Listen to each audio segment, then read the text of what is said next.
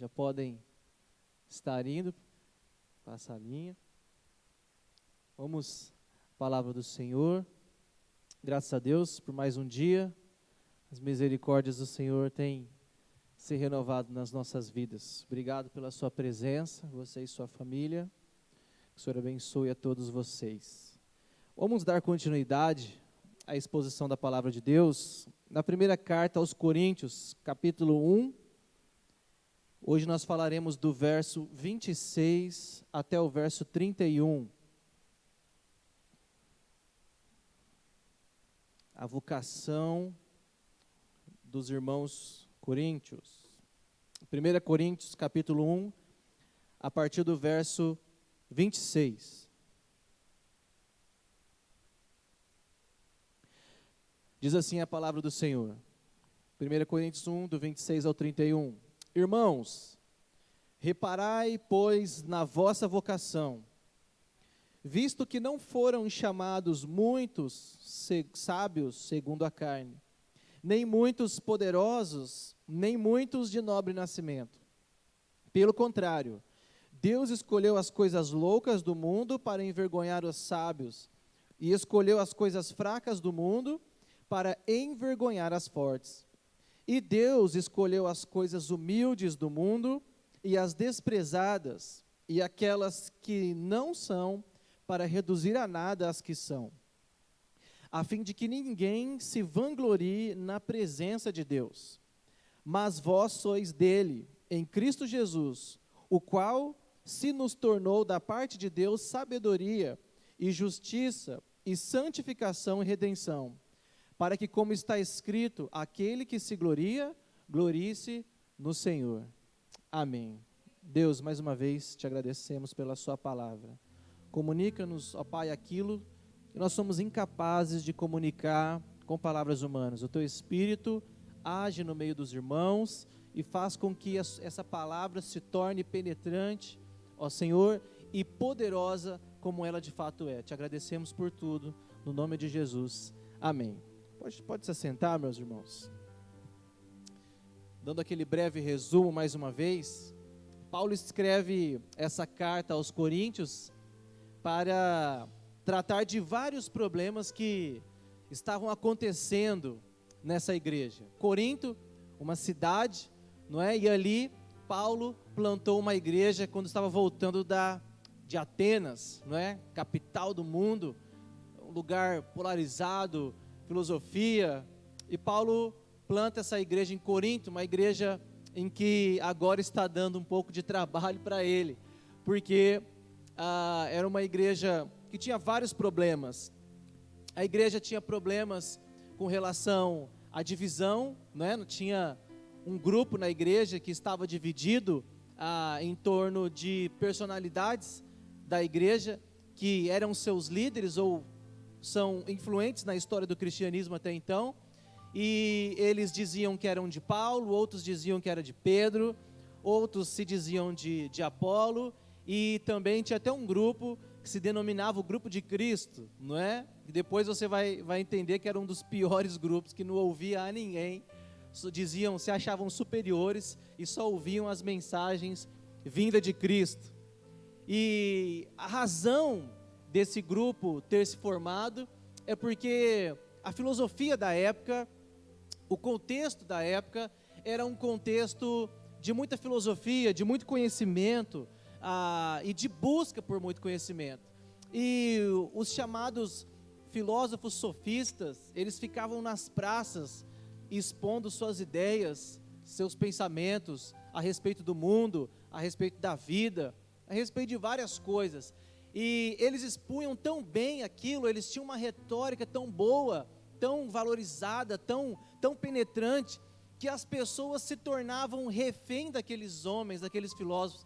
E aquilo era tão interessante que ele falava: nossa, eu acredito no que aquele filósofo está dizendo. E eles se baseavam e acreditavam naquilo que eles estavam expressando por meio da retórica. Então, quem falava melhor, quem conseguisse convencer melhor por meio de palavras, captava mais a mente do corintiano, né, que estava ouvindo.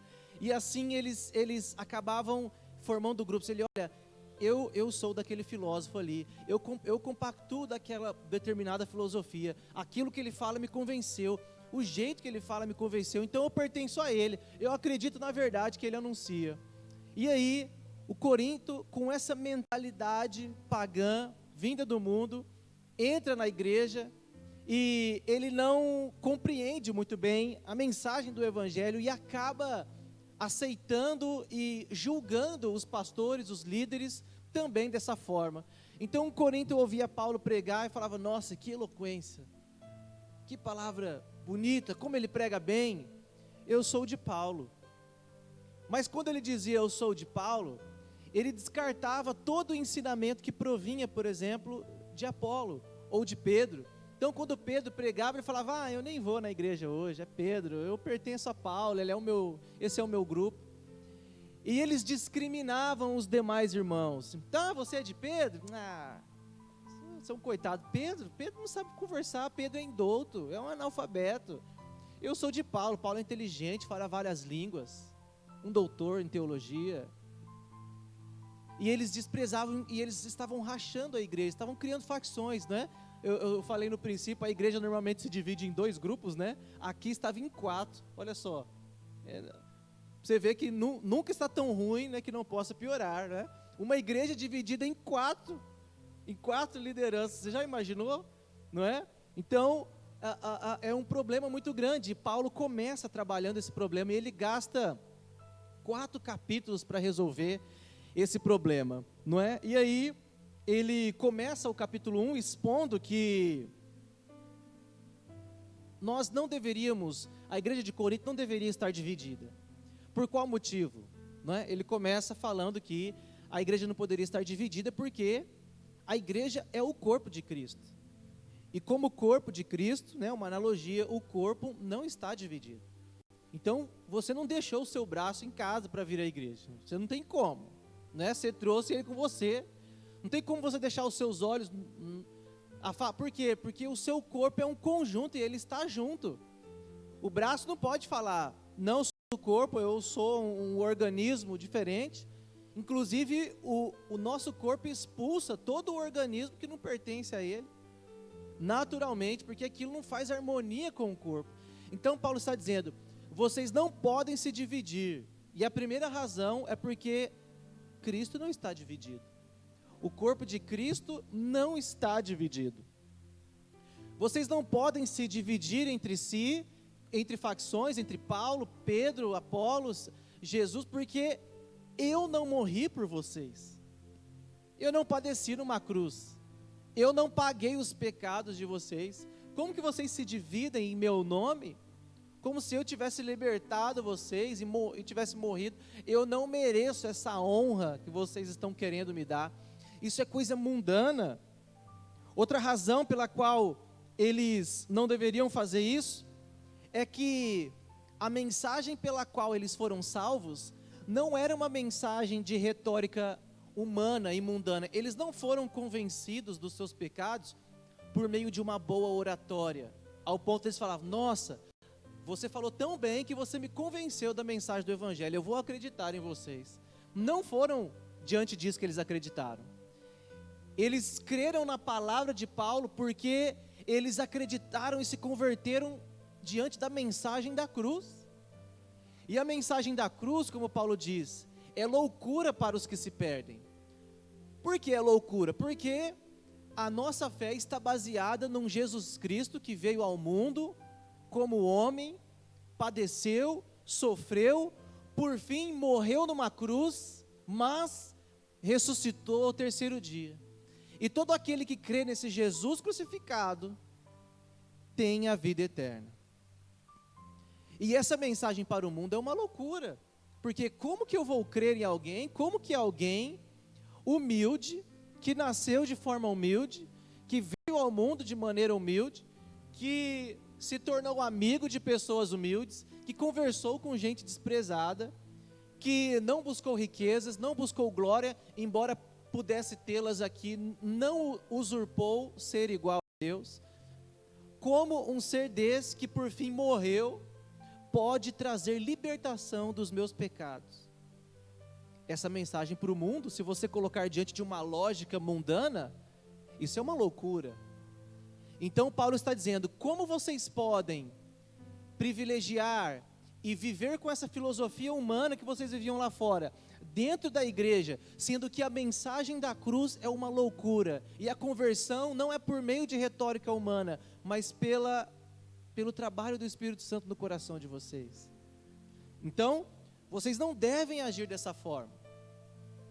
E Paulo continua aqui no verso 26 a 31, que ele vai lembrar os coríntios, né, da discrepância que há na valorização de pessoas sábias, segundo o mundo, em detrimento do próprio exemplo da conversão deles.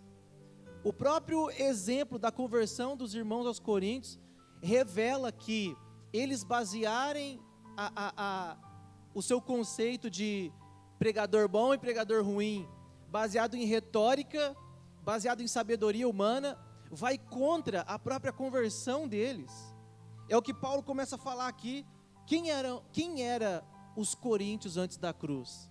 O verso 1 começa, irmãos, reparai-vos, verso 26, né? Reparai, pois, na vossa vocação, visto que não foram chamados muitos sábios segundo a carne, nem muitos poderosos, nem muitos de nobre nascimento.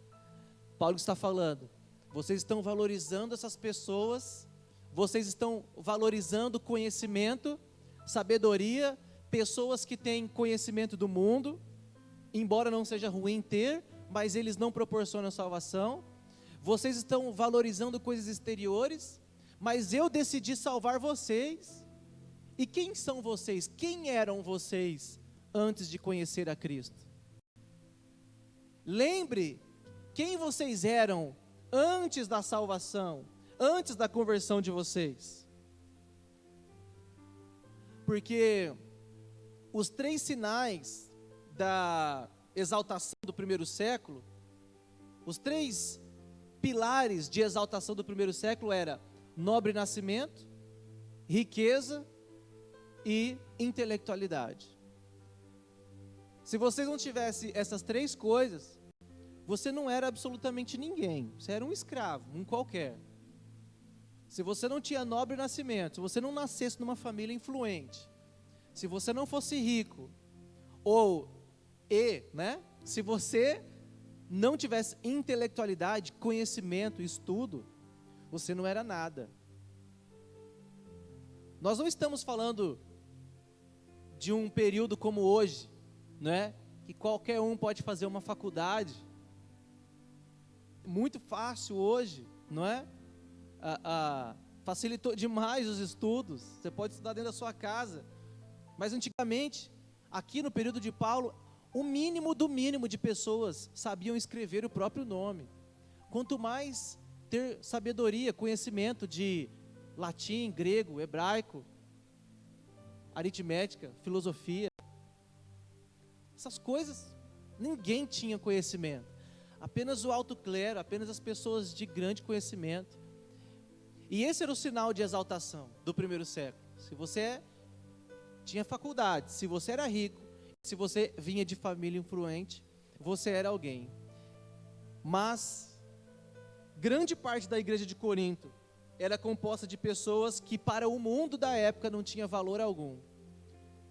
E é exatamente essa mensagem que Paulo quer deixar nos corações deles. Vocês estão valorizando a filosofia desse mundo, mas o próprio mundo despreza vocês. Vocês estão valorizando o mundo, mas o mundo despreza vocês. Não é recíproco esse amor com que vocês estão flertando aí. Vamos dar uma olhada aqui, 1 Coríntios, capítulo 6, o versículo 9. Quem eram os coríntios? Está aqui, capítulo 6, verso 9. Ou não sabeis que os injustos não herdarão o reino de Deus? Não vos enganeis, nem impuros, nem idólatras, nem adultos, nem efeminados, nem sodomitas, nem ladrões, nem avarentos, nem bêbados, nem maldizentes, nem roubadores herdarão o reino de Deus. Verso 11: tais fostes alguns de vós. Isso aqui é a cartela, né? Como diz a polícia, isso aqui é a capivara dos irmãos de Corinto. Idólatras antes da cruz, idólatras, bêbados, maldizentes, roubadores, a escória da sociedade, as piores pessoas do mundo, efeminados, ladrões, adúlteros. Paulo está dizendo, vocês eram essas pessoas, e ainda assim, Deus escolheu salvar vocês. Vocês eram a escória do mundo, o mundo não estava nem aí para vocês. As pessoas de grande conhecimento, de sabedoria, passavam por vocês e riam de vocês, bêbados, caídos pelas calçadas, escravos, mendigos, prostitutas, mulheres que viviam de maneira devassa. Vocês eram assim, mas Deus decidiu salvar vocês. Então por que vocês estão valorizando tanto a filosofia desse mundo, se vocês são desprezados pelo próprio mundo que vocês querem amar? Foi justamente esse grupo de pessoas que Deus decidiu salvar. E Ele fez isso de propósito, não é? Sabe o segundo, nem muitos poderosos, nem muitos de nobre nascimento, pelo contrário, Deus não escolheu salvar assim. E é interessante que, se você olhar o próprio ministério de Cristo, nesse mundo, Ele deixa claro para quem Ele veio. A própria vida de Jesus reflete aquele a quem Ele veio salvar. Você observa a vida de Jesus de maneira humana, não é como diz o Jesus histórico. Nasceu de uma família extremamente pobre, não era de nobre nascimento. Naquele momento, embora fosse descendente de Davi pela carne, mas Maria e José, pessoas comuns, e Deus decidiu que Cristo nasceria dessa Maria, uma mulher comum, nasceu numa família humilde, nasceu numa manjedoura, sem muita pompa, no meio do mato, entre boi, sei lá quantos bichos tinha, não é? Depois, quando começa o seu ministério, sua infância, uma infância simples, nem se sabe muito, né? Há um pequeno registro no livro de Lucas, e nada mais. Viveu uma vida comum, e aí aos 30 anos começa o seu ministério. Aí você fala, agora sim ele vai se engrandecer. Chamou 12 homens, dá até vergonha de falar assim, o caráter de cada um. Um pior que o outro. Um bando de pescador miserável, sem conhecimento algum. Militantes, não é? Tinha até um zelote lá, que hoje seria considerado um black bloc, um maluco. Pessoas assim Jesus escolheu. E aí, para ser seus discípulos, e quem Ele salvou? Com quem Ele vai conversar? É com pessoas que a classe grande da época falava, gente, como pode esse homem ser o Messias? Será que ele não sabe que esse povo aí é cobrador de impostos? Será que ele não sabe que esse povo é pecador? Não é como diz o fariseu, se ele fosse o Cristo mesmo, ele saberia que essa mulher é pecadora. Mas quem disse que ele não sabe? Mas ele veio para os doentes, ele veio para os menos favorecidos, ele veio para os desprezados, pessoas pobres, humildes, mulheres que só por ser mulher já era muito desprezado dentro da cultura judaica, principalmente, refém da sua época, não é? E por fim esse Jesus negou ser rei humano e morreu numa cruz. E para o mundo, ele foi um pobre coitado que iniciou uma revoluçãozinha ali, mas foi apagado pelo Império Romano. De maneira humana, esse é o Cristo, esse é o Jesus. Viveu de maneira humilde, de maneira simples. Será que isso não fala muito do caráter de Cristo e de quem Ele veio salvar? E de como os coríntios estavam se ensoberbecendo de uma vida que não era a deles? E que isso não comunga com o cristianismo?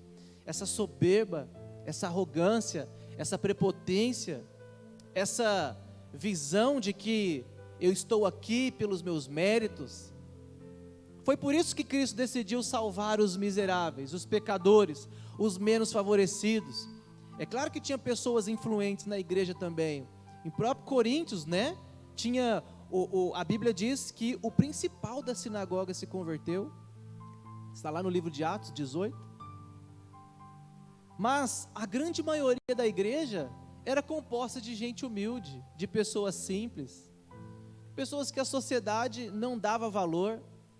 E Deus fez isso de propósito para colocar de cabeça para baixo os valores humanos.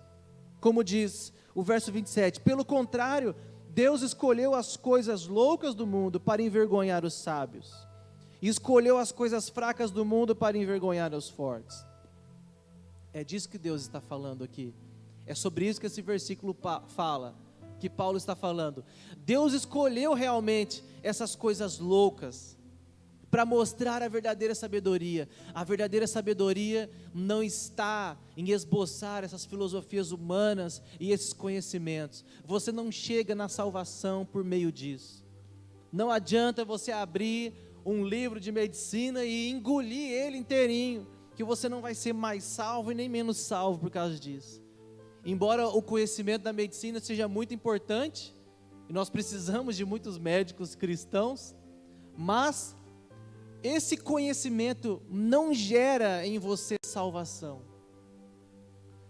O que gera salvação é um conhecimento que provém da palavra de Deus. E Deus muitas vezes ocultou isso aos sábios e aos entendidos segundo esse mundo. Não é? Quantas vezes eu fico vendo pessoas que são extremamente sábias, não é, segundo o mundo, esboçando suas filosofias e falando, não é? Há um tempo atrás eu ouvia muito o Leandro Carnal, né, um dos palestrantes mais conhecidos aí do nosso Brasil hoje.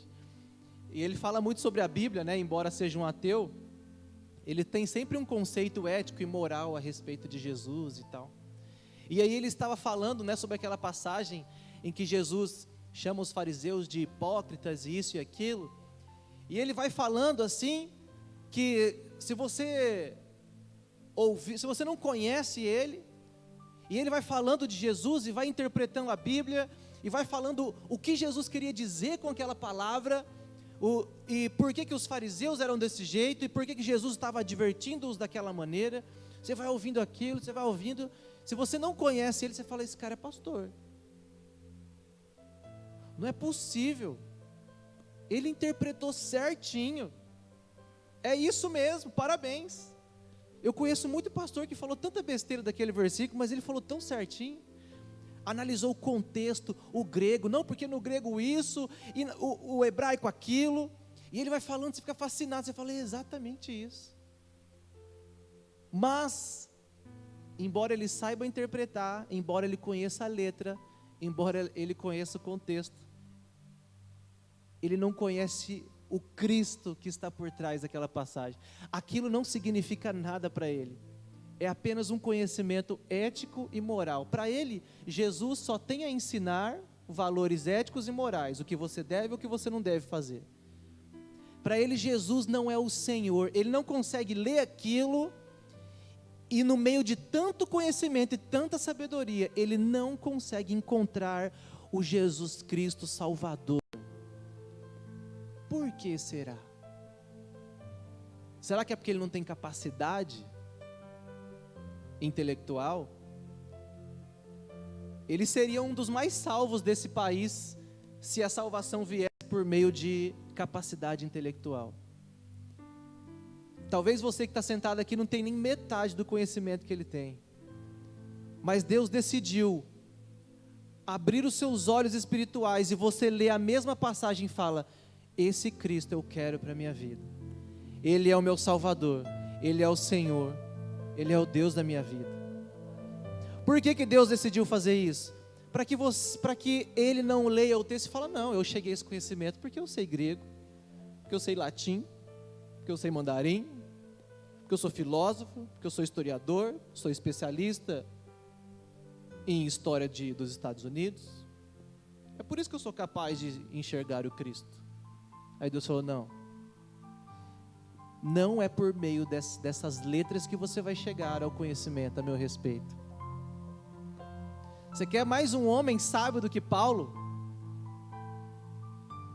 A Bíblia diz que Paulo, dentre os sábios da sua época, ele mesmo fala, se eu não me engano, em Filipenses, que dentre os sábios da sua época, ele se elevava em muito.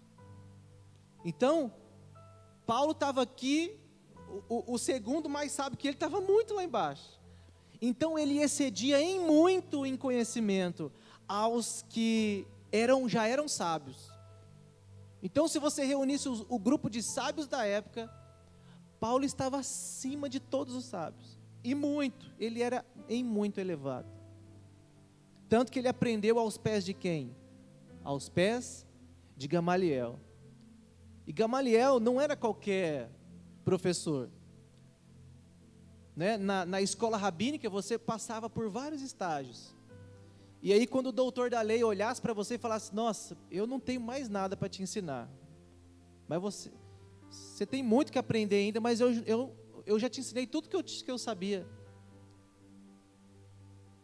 E quando o doutor da lei encontrava um homem que tinha uma sabedoria, assim, um conhecimento, que ele não dava mais conta, ele mandava lá para Hilel. E aí Paulo é esse jovem que aprendeu aos pés de Gamaliel, né? Desculpe. E com todo aquele conhecimento e com toda aquela sabedoria que Paulo tinha, ele não encontrou salvação por meio de Jesus Cristo. Enquanto Jesus não o encontrou na estrada de Damasco e disse: Paulo, por que me persegues? Ele não enxergou o Cristo. É interessante que quando ele enxergou, ele ficou cego, né? Porque realmente não são os olhos da letra, os olhos da lei, os olhos da Torá, que ele ia conseguir enxergar a Cristo. Mas Deus cegou Paulo e falou: sou eu quem dou o verdadeiro conhecimento. Quantas vezes você leu o Antigo Testamento e você nunca me encontrou lá? Mas eu estou bem ali, ó. E se você ler as cartas de Paulo, você percebe como que ele traz o Antigo Testamento, e ele mostra como que o Cristo sempre esteve ali, em várias passagens, Gálatas principalmente, Romanos. Agora ele vê, não porque ele era um doutor que sabia todas as línguas da época, mas porque o Senhor Jesus abriu seus olhos, ele ocultou aquilo de Paulo por um tempo, para que ele não se ensoberbecesse, não achasse que o conhecimento dele era por meio das letras, mas como ele mesmo diz em Gálatas, foi por revelação de Jesus Cristo. E não há ninguém nesse mundo, irmão. Deus coloca os valores humanos de cabeça para baixo, o mundo valoriza isso: berço de ouro, nobre nascimento, sucesso financeiro, político, mas nenhuma dessas coisas são garantias de vida eterna. E Deus escolheu agir assim, para que não haja espaço para a glorificação humana. Você observa que Paulo tinha tanto argumento e tanto conhecimento para ir pregar aos judeus, não é?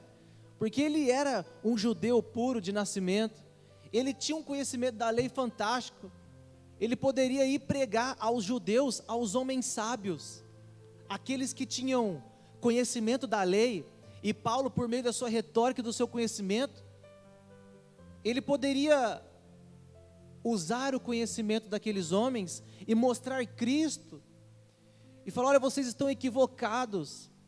Paulo seria um tanto quanto respeitado pelo seu conhecimento, mas Deus falou: não, você não vai para os judeus, que são sábios, conhecedores da lei como você é, você vai para os gentios, você vai pregar aos gentios, que não conhecem a lei, e grande parte deles nem sabe da minha existência. Você nem vai precisar de muita retórica para pregar para os gentios. Eles não conhecem Moisés, Abraão, eles não são filhos de Abraão pela carne. Eles não vão ter esses argumentos para você, né, ter que usar aquela teologia pesada para poder distorcer, né, como ele faz aos Gálatas. E escolhe Pedro para pregar para os judeus. Deus escolheu agir assim, para que não haja glorificação humana, para que quando Deus salvasse alguém, você falasse como diz o hino, né? Ó, porque Jesus me ama. Eu não posso explicar. Eu não sei. Por que Jesus te salvou? Não sei. Eu não sei dizer. Por que ele fez isso? A Bíblia diz que foi pela graça. Não tinha mérito algum, não é? Não tem dinheiro, não tenho fama, sou nada, não sou de família influente, não tenho influência alguma. Por que Jesus me escolheu para fazer o quê? Não é? Como muitas pessoas dizem, né? Eu já ouvi até isso. Já imaginou se Deus convertesse aquela pessoa? Como que a igreja ia crescer, ia ser mais próspera, ia ser isso e aquilo? Meus irmãos, você não sabe de nada. A igreja é de Deus. Eu já ouvi isso. Já pensou se Deus converte a fulana? A igreja ia para a televisão, ia ser assim, as portas iam ser abertas.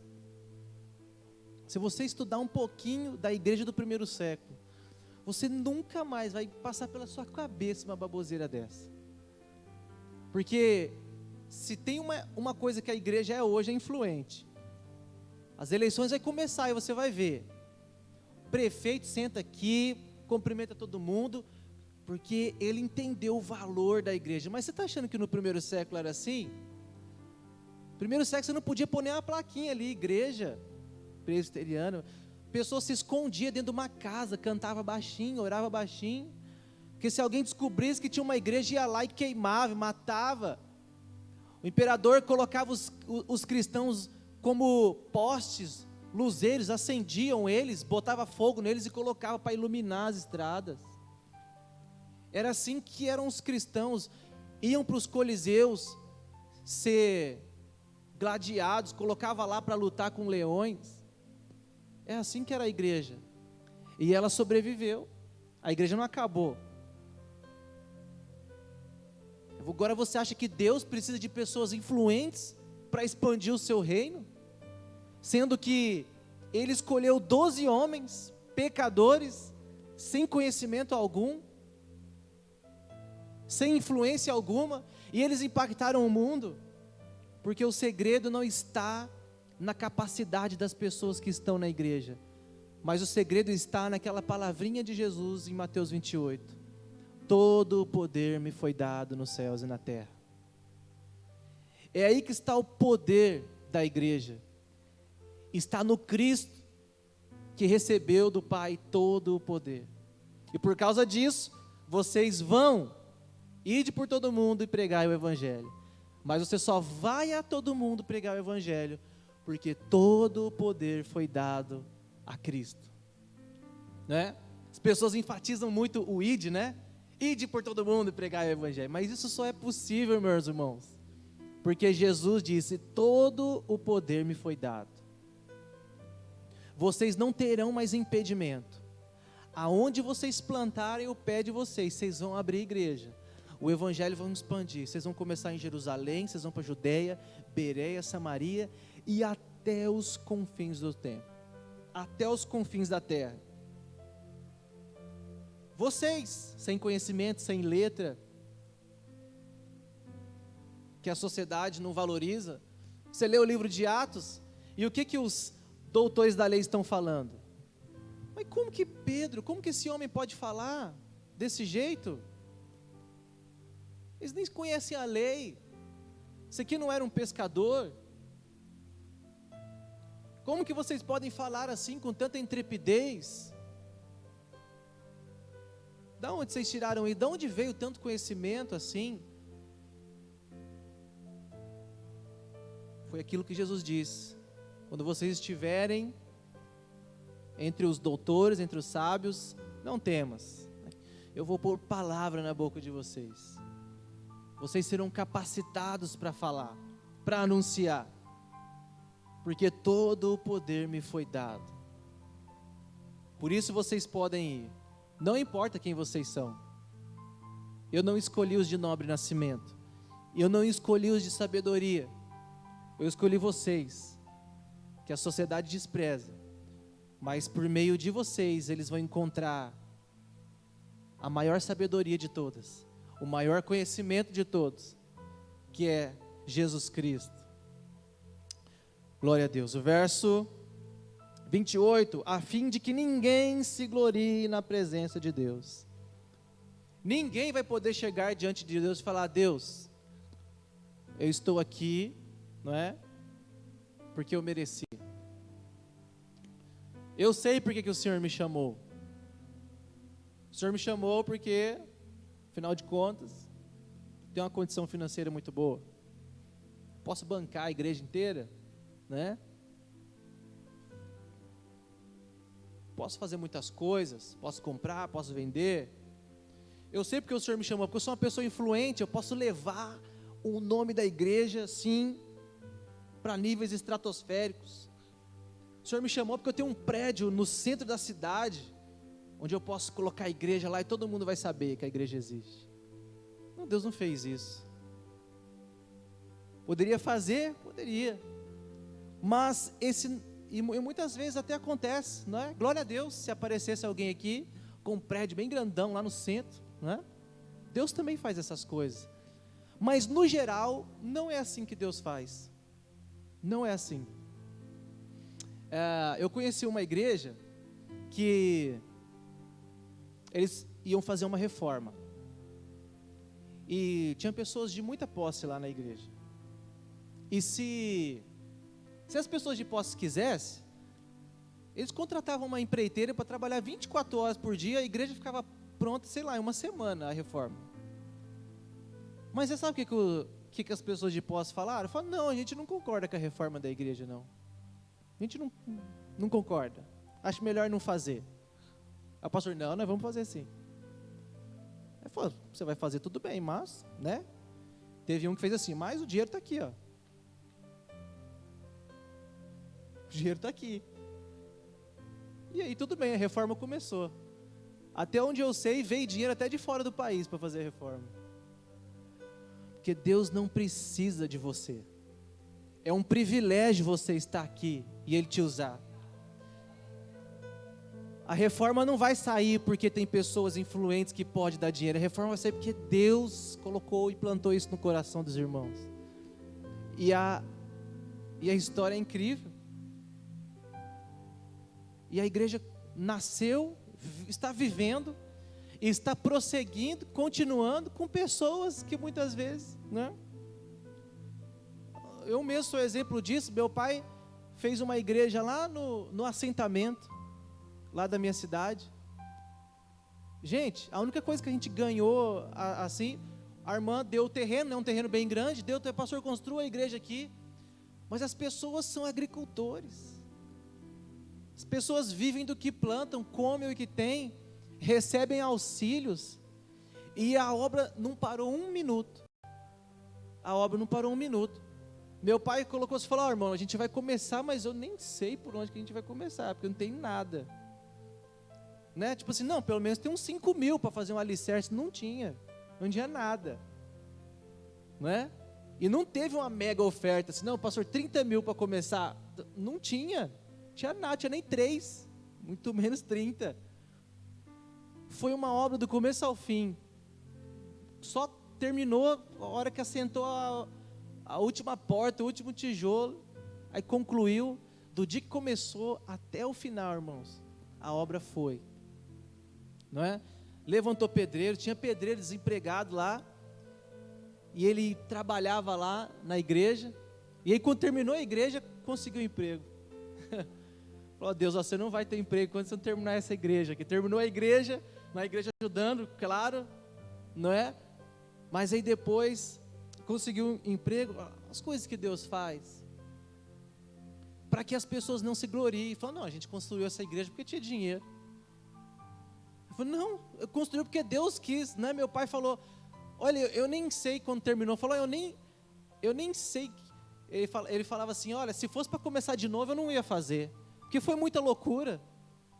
A gente não tinha exatamente nada. E a igreja está lá, graças a Deus.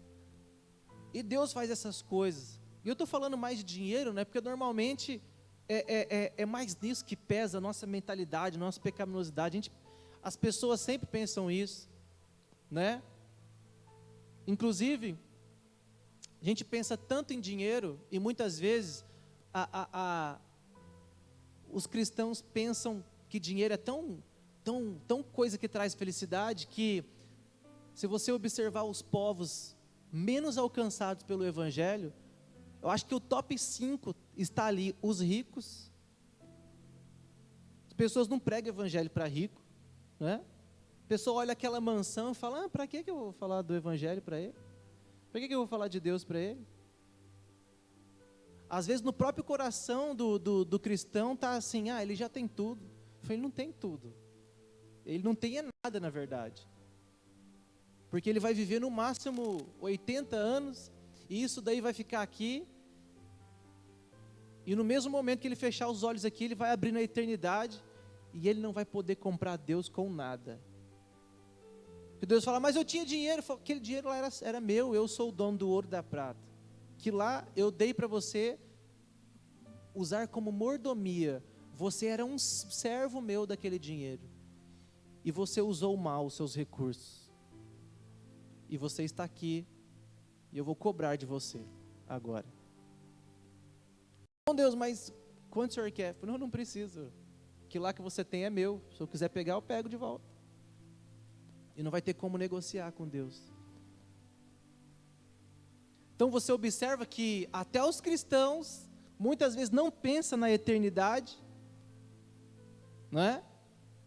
Um dos povos menos alcançados é os ricos. A gente precisa alcançar esse povo, não para eles encher a igreja de dinheiro, mas porque eles precisam entender que Deus escolheu as coisas loucas desse mundo para envergonhar as sábias. Deus escolheu agir assim, para que não haja espaço para glorificação humana.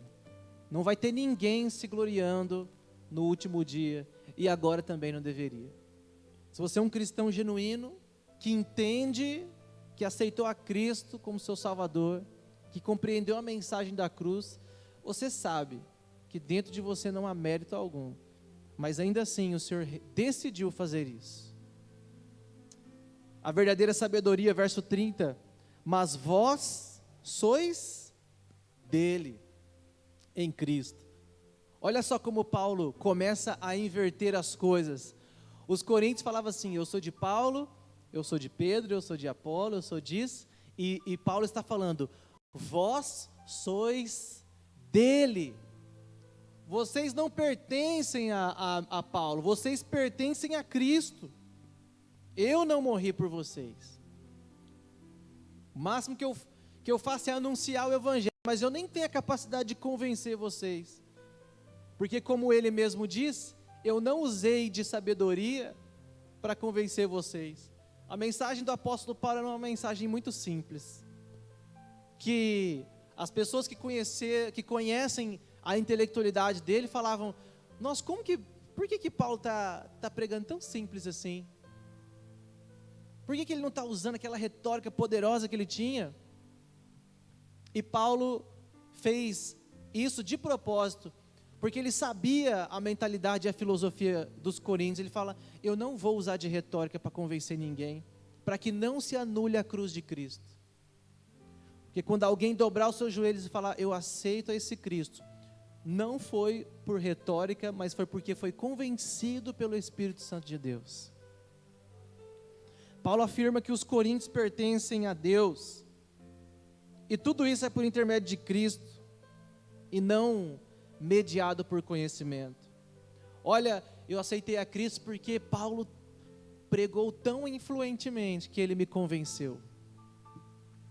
Irmãos, uma pessoa bem instruída na palavra de Deus, ele consegue anunciar o evangelho de maneira lógica, de maneira racional, e ele consegue expor com clareza a palavra de Deus, por exemplo, num debate assim, né? Um ateu e um cristão, provas sobre a existência de Deus e tal. Você consegue provar por meio das coisas a existência de Deus.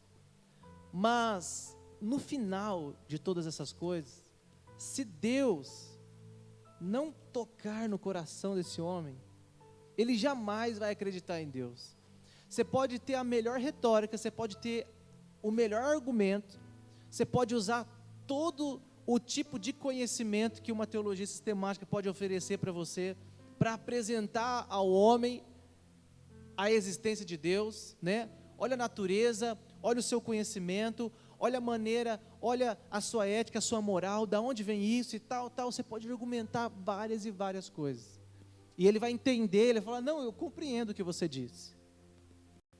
Mas tem uma coisa que falta, que conhecimento nenhum vai fazer esse homem se convencer.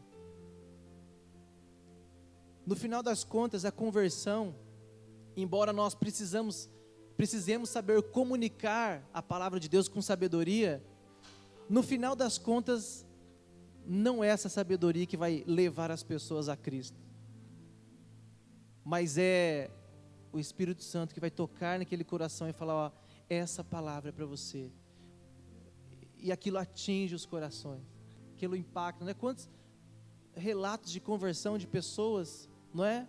Que veio a Cristo de maneira extremamente simples, não é que ouviu uma canção, e o pastor falou uma coisa, e, não é?